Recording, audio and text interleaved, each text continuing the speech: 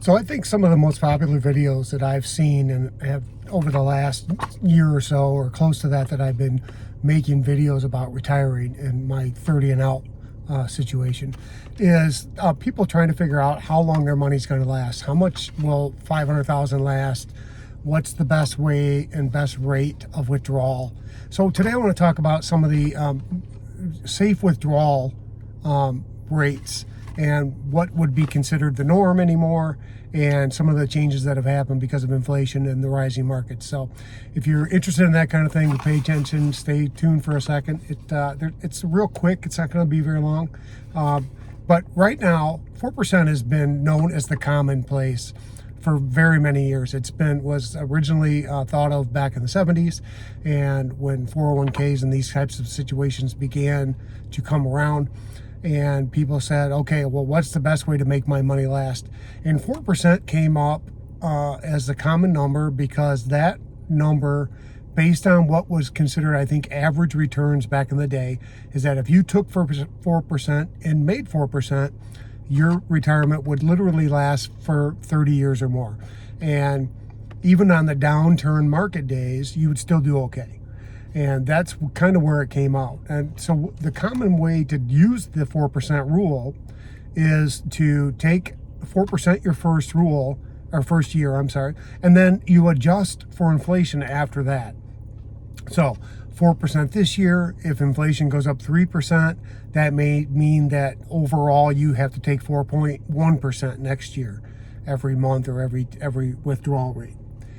So that's kind of how you start, and then you adjust from there. And so one of the things you also have to figure, though, is what's the current market conditions actually tell us. And Morningstar, one of the popular economy groups, came up with an estimate based on this year's numbers that actually a safer bet was to take 3.7% and then adjust for inflation from there. Part of that's because markets are up, so you can afford to take a little bit less, typically. Now, those are other things you have to consider, because when the markets are up, you don't need to take as big of a percentage to make your money work better. But if markets are down, you may have to adjust downward, right? Because if you didn't make as much money, then if you take the same 4%, but in a down market, you don't make your money back. Ideally, any withdrawal rate will keep you safely within keeping your money for 30 years or more. So there's other things you have to consider, though. So the next thing I'd like to talk about real quick is that you don't want your safe withdrawal rate to be a static. It needs to be dynamic, and that's because you need to be able to adjust for your expenses. You may get into a year where you have a huge out-of-pocket medical expense, and you may need to take more money. So you need to be fluid, pay attention to the way your money's working and how long it's lasting, and then make adjustments based on common sense, really. Can you keep your budget and maintain your budget and take the same amounts out? Okay, another factor you need to consider is taxes, because your money is taxed at different levels and different rates. The more income you have that comes in from different sources can change how much your actual rate is that you'll take out. So you may take 4%, but if you take 4% from a pre-tax account and then have to pay taxes on that money when it comes out, you may not actually have 4% when you're done. And if you need that 4%, then you have to consider that. Another thing to consider and factor in is what other sources of income do you have. If you have, like in my situation, I will have a pension to work with for the first, a reasonable pension for the first 4 years of my retirement, and after that I'll have a smaller pension number that will last for life. But that pension does not have any kind of adjustable rate based on inflation. Unfortunately, it's not like Social Security, which goes up based on inflation. This one, my pension number, does not. But at that point, I'll have to make adjustments to my withdrawal rate. Ideally, I won't withdraw any more than I have to. So when you have a source of income coming in, for instance, my forever pension is going to be approximately $2,400 a month. I will get that from this day or the day I retire and to infinity, and then my wife will get a spousal benefit as well. that $2,400 never changes. But if I need to make $4,000 a month to cover my means, my budget, and I have 24 of it coming from a pension, that means my withdrawal from my other resources doesn't have to be as high to get, basically I'm a $1,600 difference. Well, I may not need 4% of my investments to cover my $4,000 monthly budget, to cover up that $1,600 difference.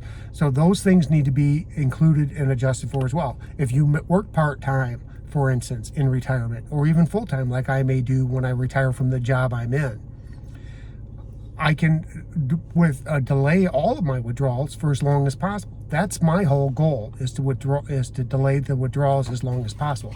And I think everybody's goal is that way. That's why one of the common factors that people consider is that the longer you wait to take your Social Security, the more income you get from it, which means there's less income you need to take from withdrawals until you get to the mandatories. So that's one of the factors to consider. That's why a lot of people are planning to put off until 70. Some people I've heard, and 67 is the common place number for most of us if you were born after 1960. So those things have to be considered, and you have to decide, yeah, that money will last longer. Your investments will last longer if you don't make any withdrawals. However, will you last longer? One of the things that most people don't even consider is that, what if I die, right? You're not going to last forever.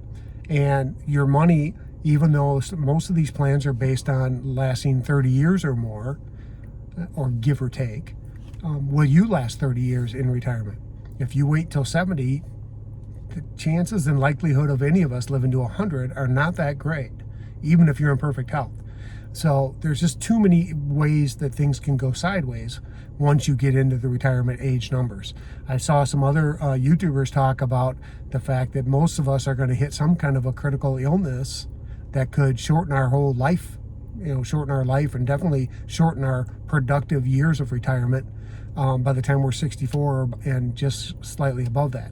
I've done videos on that in the past too, where the average male starts having a very significant health crisis by 67. So your money's not gonna, you'll probably outlast your money, or I'm sorry, I got that mixed up. Your money is probably gonna outlast you unless you just spend frivolously. So if you're using common sense, following the basic budgetary of, this is my income, this is what I need, and I live within those means, just like you should have to do now as a working adult if you're not retired yet, you should be fine. So there's a lot of different rules out there that you can look up and Google. Google's your friend when it comes to some of this stuff. And that's how I get most of my information, is I Google it, then I try to verify it through another source and see how legit it really is. Anyway, as always, thanks for watching. I appreciate you. Leave a comment if you have one, and like the video. That always helps the channel grow. And we'll see you next time.